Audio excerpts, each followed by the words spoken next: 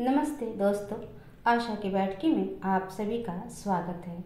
युवा लेखिका डॉक्टर प्रीति प्रकाश जी अपने अनुभव जनित गंभीर लेखन से साहित्य जगत में अपनी विशिष्ट पहचान रखती हैं। उनकी लेखनी की धार काफ़ी तीक्ष्ण है। पीरियड्स के दौरान कामकाजी महिलाओं को किस तरह की भयानक परिस्थितियों का सामना करना पड़ता है, इसे प्रीति जी ने काफ़ी गहराई और खूबसूरती से उकेरा है। पीरियड्स को आधार बनाकर लिखी गई शायद यह पहली कहानी है। कहानी का नाम है an extra heavy day. Neha ने मेहंदी के कुप्पीनुमा पैकेट के मुंह से पिन खींचा और उसे दबाया। मेहंदी बाहर नहीं निकली। बहुत दिनों से रखी हुई शायद सूख गई थी। नेहा को चिड़चिड़ाहट हुई। हालांकि यह चिड़चिड़ाहट उसे हफ्ते भर से हो रही थी। इस बार पीरियड्स 15 दिन देर से आया था। तारीख 7 दिन बढ़ गई तो 500 किलोमीटर की दूरी पर रह रहा पति फ़ोन पर ही दिशा निर्देश देने लगा। कुछ दवा वगैरह मत खाइएगा, पहले प्रेगनेंसी टेस्ट कर लीजिएगा, कोई भारी सामान अभी मत उठाइएगा। नेहा ने टेस्ट किया और बाथरूम से निगेटिव रिजल्ट के साथ साथ निगेटिव मूड भी लेकर निकली। तब से ही उसे बात बिना बात झल्लाहट हो रही थी। पिछले 4 दिनों से पति से सीधे मुंह बात नहीं कर रही थी। जानती थी सास तेल मसाले कम खाती हैं, फिर भी भाजी में ज़्यादा तेल डाल रही थी और 2 दफ़ा शीला को पैसा काटने की धमकी दे चुकी थी। कल भी दिन में ऑफिस में उसने गुस्सा किया और रात को सोने के पहले खूब रोई। लेकिन आज सुबह जब उठी तो सफ़ेद रंग की मधुबनी पेंटिंग के प्रिंट वाले चादर पर एक लाल दाग लग चुका था। उसी वक्त चादर को बाल्टी के सर्फ में भिगोने के बाद दूसरा साफ धुला चादर जब पलंग पर बिछाया तो सास ने टोका, अभी नया चादर क्यों बिछा दिया? 4 दिन बाद अशोक आने ही वाला था, तभी इसे बिछाती। क्यों भला? अशोक कलिंग विजय करके आने वाला है जो उसकी शान में नया चादर बिछा दूं? नेहा के मन से आवाज़ आई, लेकिन मुंह से सिर्फ इतना ही कहा, वो मैं पीरियड्स में आ गई हूँ, उस चादर पर थोड़ा दाग लग गया था, सो बदल दिया। नेहा के सिर्फ इतने से जवाब ने सास का पूरा वजूद हिला दिया। अभी कैसे आपका महीना आ गया? आपका महीना तो 18 को ही आ जाना था, अब तो 1 जून आ गया है, अब कैसे आ गया? हैरत और गुस्से से एक साथ सास ने कहा और फिर गुस्सा रोकने की कोशिश में बालकनी के नल पर पूजा की लुटिया रगड़ रगड़ कर मांजने लगी। नेहा समझती थी कि नाती पोते की पूरी फौज होने के बावजूद उसकी सास अब सांस ही इसीलिए ले रही थी ताकि अपने छोटे बेटे के बाबू को खिला ले। शादी का 3रा साल चल रहा था उनका। इतने में तो उनके ज़माने में पतोहू 2 बच्चे की माँ बन जाती थी। यहाँ तो कोई खोज खबर ही नहीं है। अब तो बाकायदा वो नेहा के महीने की तारीख याद रखती, कितने दिन महीना रहा पूछती और उसके कमरे के सामान को भी गाहे बगाहे उलटती पुलटती। कौन जाने बच्चा रहने ही न देती वो बहू। आपका महीना बार बार देर से क्यों आता है? सूरज भगवान को जल ढालकर जो लौटी तब सास ने नेहा से पूछा। हमारा तो हमेशा 2 दिन पहले ही आ जाता था। उन्होंने बताया भी। हो जाता है माँ कभी कभी, नेहा ने कहा बस इतना ही, पर मन में कोफ्त से सोचा, ये आंखें बंद कर भगवान को याद कर रही थी या मेरे पीरियड्स को? शीला किचन में आटा गूंद रही थी।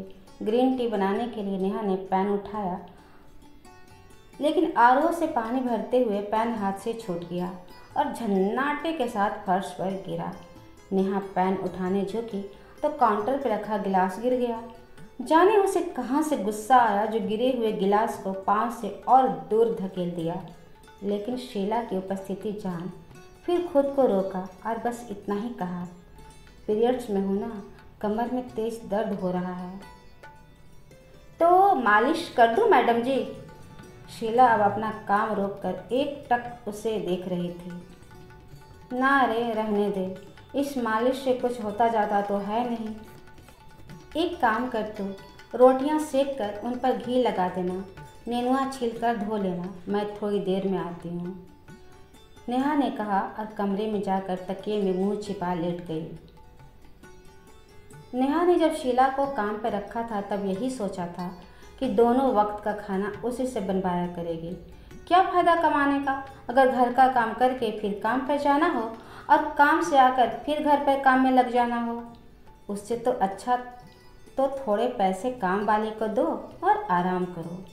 लेकिन मामला तब फंसा जब नेहा की सास ने शीला की बनाई सब्जी की शिकायत करनी शुरू कर दी। फिर तो ननदें भी फ़ोन करने लगी, भाभी आप बेकार उससे सब्जी बनवाती हैं, तेल की शीशी उड़ेल देती है ये काम वाली।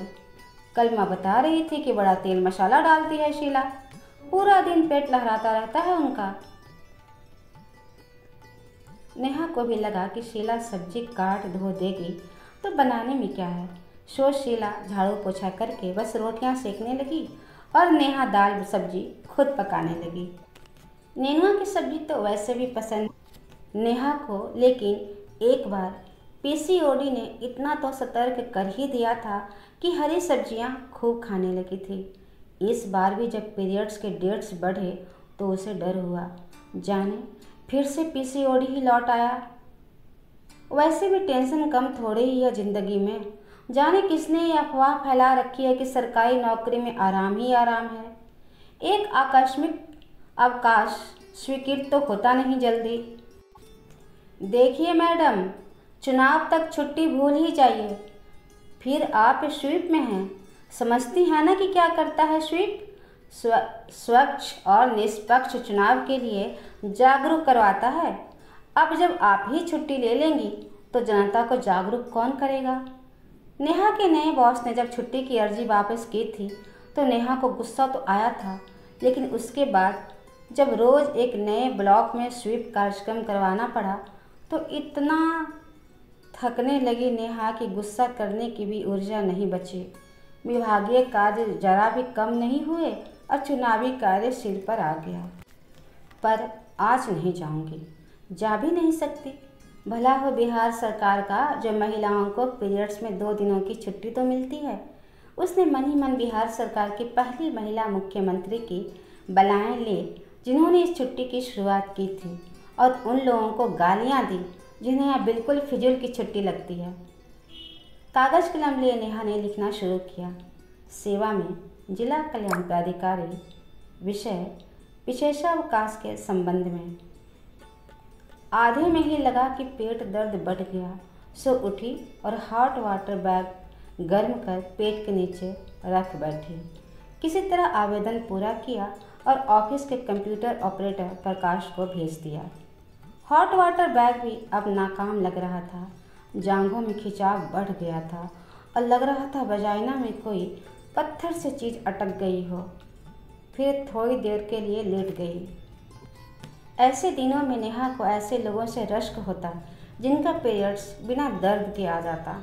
उसे तो पीरियड्स आने के पहले गाल पर एक पिंपल आता, फिर एक और पिंपल आता, पहले पैरों में दर्द होता, फिर कमर और जांघों में, और फिर देवता का आगमन होता। पहले दिन दर्द ज़्यादा, फ्लो कम, दूसरे दिन दर्द कम, फ्लो ज़्यादा। नेहा अक्सर अपने पुरुष दोस्तों को बताती, भाई औरत होना कोई बच्चों का खेल नहीं होता। दोनों हाथों में चूड़ियाँ पहननी होती है और फिर हाथों को औजार बनाना पड़ता है। महीने के 4 दिन तो बड़े चिड़चिड़े वाले होते हैं। नेहा ने मन भटकाने के लिए पाकिस्तानी ड्रामा देखना शुरू किया। इस ड्रामे के केंद्र वाली लड़की का नाम भी नेहा ही था। 2 भाइयों और उनकी पड़ोसी 2 बहनों की कहानी। बहनें पढ़ाई में अव्वल, लेकिन घर के कामों में फिसड्डी। भाई गृह कार्य और कुकिंग में दक्ष। ड्रामे के संवाद मनोरंजक थे। थोड़ा हंसते हुए नेहा ने देखा उसकी सास भी बगल में आकर लेटी हुई है। ये आप कौन सा टॉनिक पी रही थी कल? अचानक से सास पूछ बैठी। ओ, वो अशोका रिस्ट की तरह का टॉनिक है माँ, पीरियड्स को रेगुलेट करता है। नेहा को एक बार मन किया कि रेगुलेट का भी मतलब बता दे सास को, लेकिन फिर टाल गई। लेकिन उस पर अशोका रिस्ट तो नहीं लिखा है, सास ने फिर पूछा। हाँ, क्योंकि वो किसी और कंपनी का है। नेहा थोड़ा तो झल्लाई थी। अच्छा, तो ज़रा हमारे फ़ोन पर फ़ोटो तो लेकर दे दीजिएगा, हम दीदी को भेजेंगे, उनका भी महीना आजकल ठीक नहीं रहता है। सिर्फ तस्वीर क्यों भेजनी है दीदी को, टॉनिक ही भेज देते हैं। या फिर आप खुद जाकर टॉनिक सीधे दीदी के हाथ में क्यों नहीं दे आती। फिर आप माँ बेटी किसी लेबोरेटरी में जाकर उसकी जांच भी करवा लेना।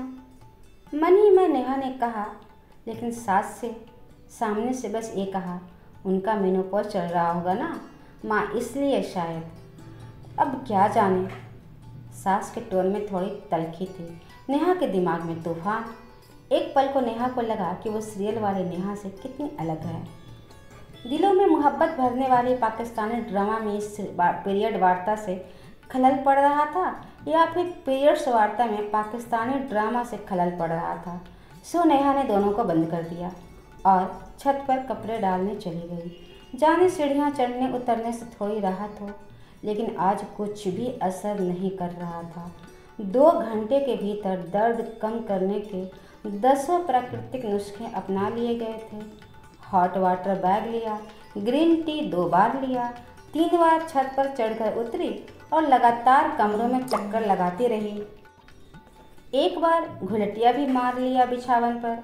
साला एक तो देर से आया और उस पर इतने गाजे बाजे के साथ कि कमर दर्द के साथ नचा ही डाला। नेहा ने सास के कमरे में झांका। नाश्ता करने के बाद वो पलंग पर सो रही थी।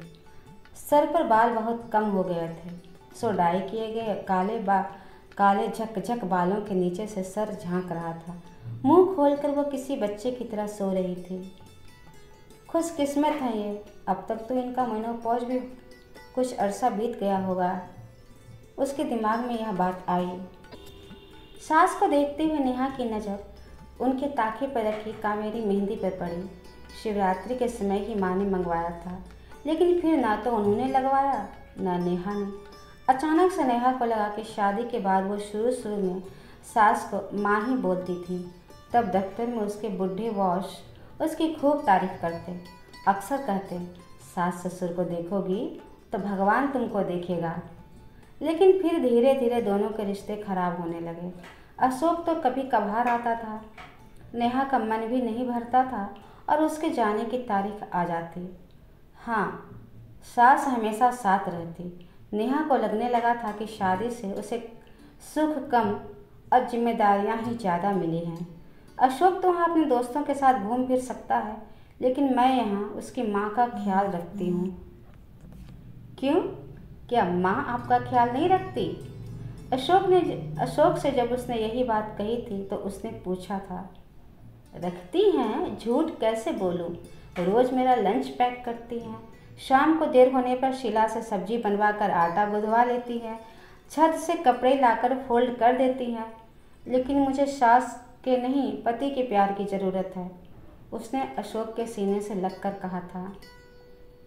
हाँ, मैं समझता नहीं हूँ क्या, मैं भी तो आपको कितना मिस करता हूँ, अशोक ने कहा। लेकिन फिर अगले दिन ही वो चला गया और मेहंदी ताखे पर पड़ी रही। नेहा ने मेहंदी का पिन निकाला, लेकिन देर से पड़ा होने की वजह से वह जकड़ गया था। कैंची से काटकर उसमें थोड़ी बड़ा छेद किया और मेहंदी निकालने लगी। काश पीरियड्स का भी ऐसा ही कुछ कर पाती। दाएं हाथ से बाईं हथेली पर मेहंदी लगा ही रही थी कि मोबाइल की घंटी बजी। ऑफिस के बड़ा बाबू का कॉल था।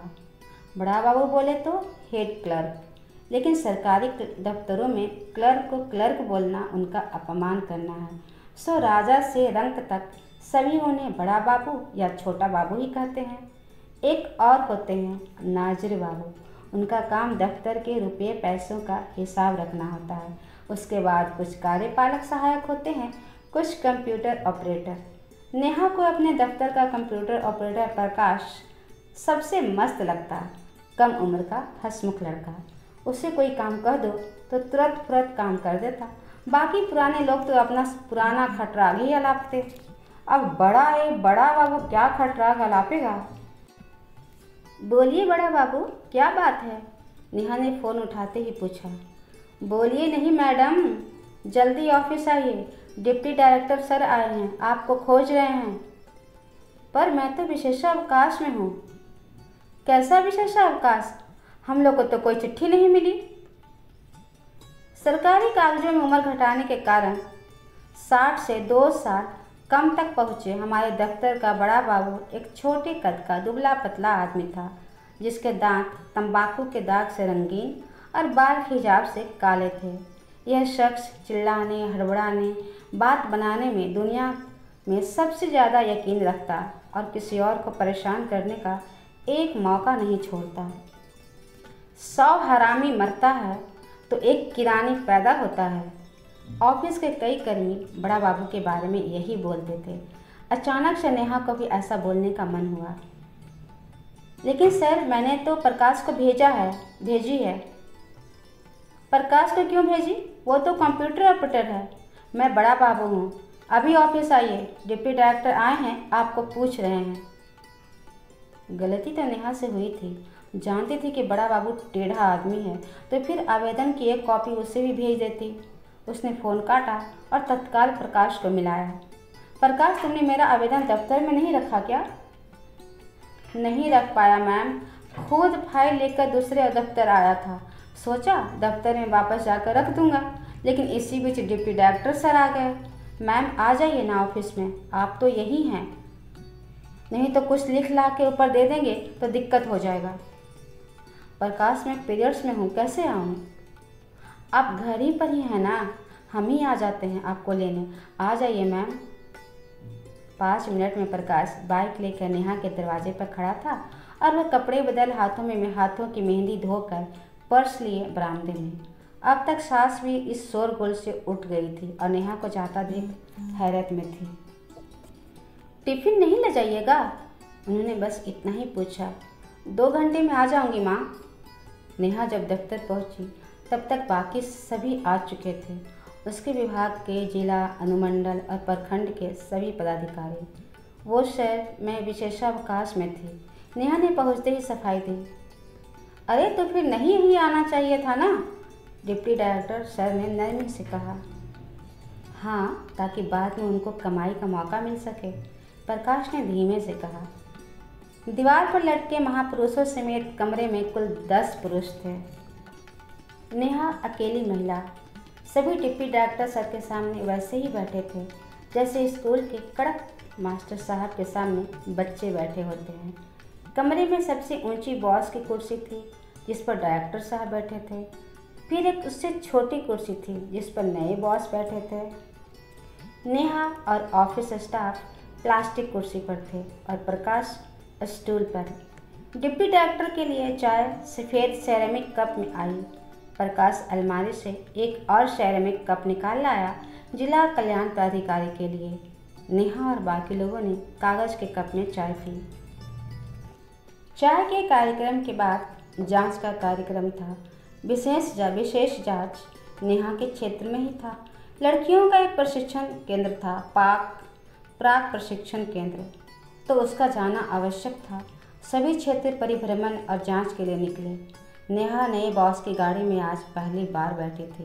पुराने बॉस धार्मिक थे, सो उनकी गाड़ी में भगवान की कई मूर्तियाँ होती थी।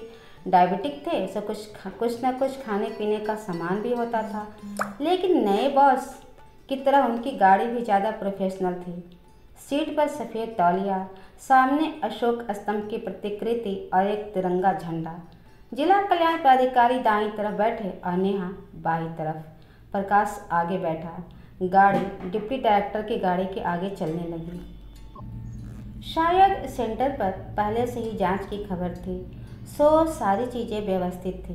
बच्चियों की क्लास बीपीएससी और एसएससी के सिलेबस से हो रही थी। सेंटर के संचालक ने पहले से ही सारी तैयारी कर ली थी। एक पल के लिए नेहा के दिमाग में आया कि बाथरूम इस्तेमाल कर लें, और वो उठकर दरवाजे तक गई भी, लेकिन बाथरूम एक ही था और अंदर कोई पहले से था। बंद दरवाज़ा देख नेहा वापस आ गई, फिर दोबारा जाकर दरवाज़ा चेक नहीं कर पाई। डिप्टी डायरेक्टर पूरी कड़ाई से जांच कर रहे थे। बच्चियों से उनका नाम पता पूछा, रजिस्टर से मिलान किया। धीरे से नेहा को बताया कि एक सेंटर पर जांच वाले दिन फर्जी बच्चों को बिठा दिया था संचालक ने। सेंटर में किताबें कम होने को लेकर अपनी चिंता दिखाई। फिर दफ्तर में बैठकर कुल 24 रजिस्टर की मांग की। रजिस्टर तो 16 ही मिले। नेहा को घबराहट हुई। उसे भी नहीं पता था कि 24 रजिस्टर होने चाहिए, वरना संचालक से पहले ही बनवा लेती। पर संचालक संयत था। उसने जो नाश्ता करवाया उसमें कुल 10 आइटम थे। चिकन समोसा, कचौड़ी, घी जलेबी, रबड़ी, gulab jamun, rasmalai, mixture, cream chop और केक स्लाइस। फिर संचालक और डिप्टी डायरेक्टर जाट भाई भी निकल गए। दोनों में बात छिड़ गई।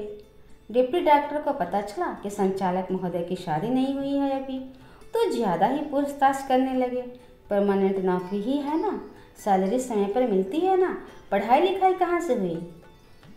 जिला कल्याण पदाधिकारी और नेहा गौन हो गए। संचालक प्रमुख हो गए। लगता है डिप्टी डायरेक्टर साहब को अपनी बेटी ब्याहनी है, प्रकाश ने धीमे से कहा तो नेहा की हंसी छूट गई। सेंटर से निकलकर डिप्टी डायरेक्टर स्कूल की ज़मीन देखने गए। फिर नए बन रहे सामुदायिक भवन का निरीक्षण भी किया। थोड़े बहुत दिशा निर्देश और बहुत बहुत फोटो सेशन के बाद वो वापस चले गए। प्रकाश उनके साथ गाड़ी में गया। कुछ नाश्ता पानी गाड़ी में रखवा देगा। जिला कल्याण पदाधिकारी एक दूसरी मीटिंग के लिए लेट हो रहे थे, सो तुरंत फुरत गाड़ी वापस समाहरणालय आ गई और बॉस तुरंत उतर कर भागे। नेहा 2 पल ज़्यादा बैठी रही। पेट दर्द तो अब नहीं हो रहा था, लेकिन मन थका हुआ था। चलो ये बला भी टली, नेहा ने मन ही मन सोचा। लेकिन अरे नहीं, ये क्या हो गया। उतरते वक्त नेहा को जरा चिप सा लगा। मुड़कर देखा तो उसकी सीट पर बिछे सफ़ेद तौलिए पर बित्ता भर खून लग चुका था। हे भगवान, ये कब हो गया, मुझे पता क्यों नहीं चला। अब क्या करूं? सर क्या कहेंगे, क्या करेंगे? उन्हें तो गाड़ी लेकर अभी कहीं और जाना था। नेहा ने अपना कुर्ता भी चेक किया। डार्क ब्लू होने की वजह से दाग का पता नहीं लग रहा था, पर तौलिया भी कम बड़ी मुसीबत न थी। अब तक ड्राइवर अपने सीट से पीछे मुड़कर देखने लगा था कि नेहा को देर क्यों हो रही है। काश मैं कहीं गायब हो जाती, या काश ये बुरा सपना होता। अब क्या करूं? रुमाल से पोंछ दूं क्या? लेकिन नहीं, तौलिया का दाग रुमाल से कैसे पोंछेगा? सर को पता चलेगा तो वो क्या सोचेंगे। ड्राइवर को इसे धोने के लिए कह देती हूँ, वो क्या सोचेगा। सर के सामने शर्मिंदा होने से ड्राइवर के सामने शर्मिंदा होना थोड़ा बेहतर लगा नेहा को। सुनो, मैं पीरियड्स में थी, इसलिए तौलिए पर दाग लग गया, तुम इसे बदल देना। नेहा ने अपनी वजूद की सारी ऊर्जा समेट कर ड्राइवर को कहा और बिना उसके जवाब का इंतज़ार किए नीचे उतर गई। एक पल को सोचा कि घर चली जाए, लेकिन फिर लगा कि पैदल चढ़कर ज़्यादा चलना पड़ेगा, सो धीमे धीमे सीढ़ियाँ चढ़ नेहा दफ्तर तक पहुँची। आप में से कोई मुझे घर तक छोड़ देगा? मैं पीरियड्स में हूँ और मुझे चेंज करना है। नेहा ने जैसे पुरुषों से भरे उस कमरे में अचानक से कोई विस्फोट कर दिया था। कमरे में सब कुछ पॉज हो गया था। 10 सेकंड की मुर्दा शांति के बाद नेहा ने अपनी बात दोहराई। अब की सब मोशन में आ गए। पता चला कि केशव की बाइक की चाबी प्रकाश के ड्रॉयर में है, और चूंकि प्रकाश खुद दूसरे ऑफिस में है, इसलिए अजिताभ सर उसे छोड़ने जा सकते हैं, लेकिन अभी वो अपना एक विभागीय प्रपत्र भरने में व्यस्त हैं, सो 10 मिनट रुकना पड़ेगा। नेहा 10 मिनट खड़ी रही, फिर टॉयलेट की तरफ चली तो वहाँ पानी नहीं था। साला सरकारी दफ्तर, यहाँ फंड बहता है लेकिन शौचालय में पानी नहीं बहता। नेहा के जवान से अब गालियाँ निकल रही थी। अजिताभ सर की बाइक पर पूरी सतर्कता से बैठी नेहा। भले हो बाइक की सीट का रंग सफ़ेद नहीं होता है। घर पहुंचकर नेहा ने सबसे पहले उनकी सीट को गीले रुमाल से पोंछा।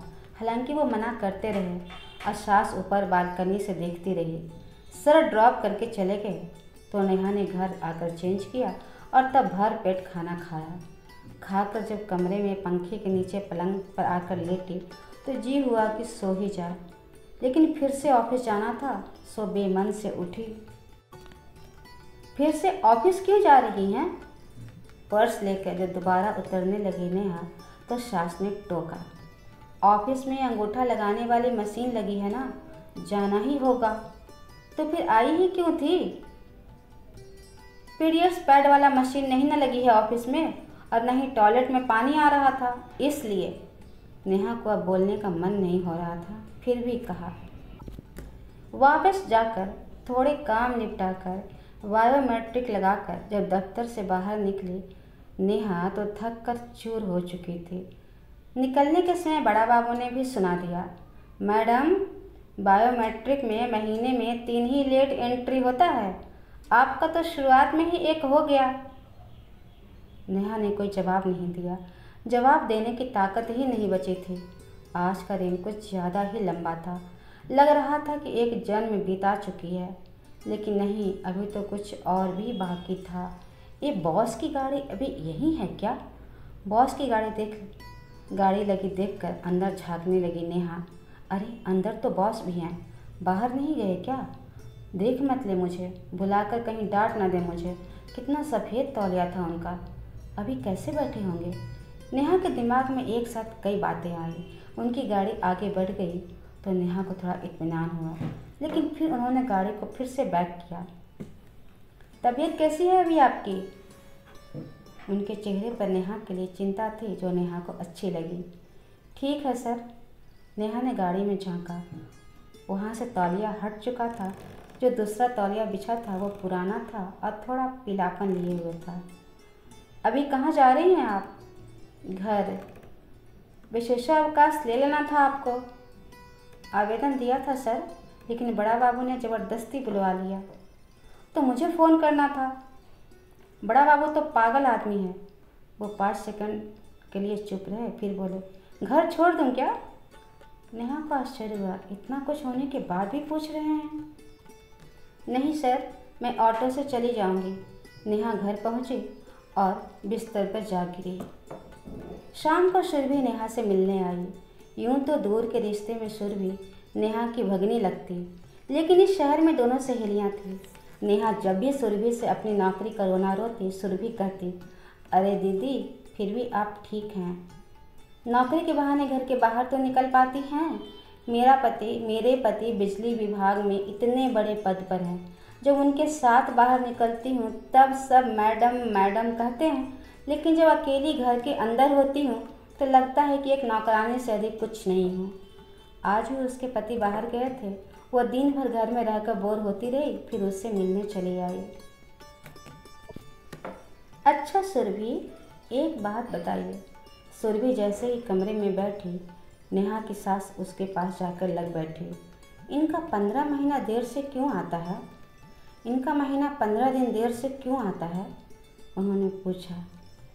लो, दिन भर में सूरज पूरब से पश्चिम तक घूम गया और सासू माँ वहीं की वहीं रही। नेहा का मन खींच गया, लेकिन फिर उसके दिमाग ने दिल को फटकारा। सूरज नहीं घूमता है जाहिल, धरती घूमती है। और इस फटकार पर नेहा मुस्कुरा उठी। होता है नानी, कभी कभी हो जाता है ऐसा।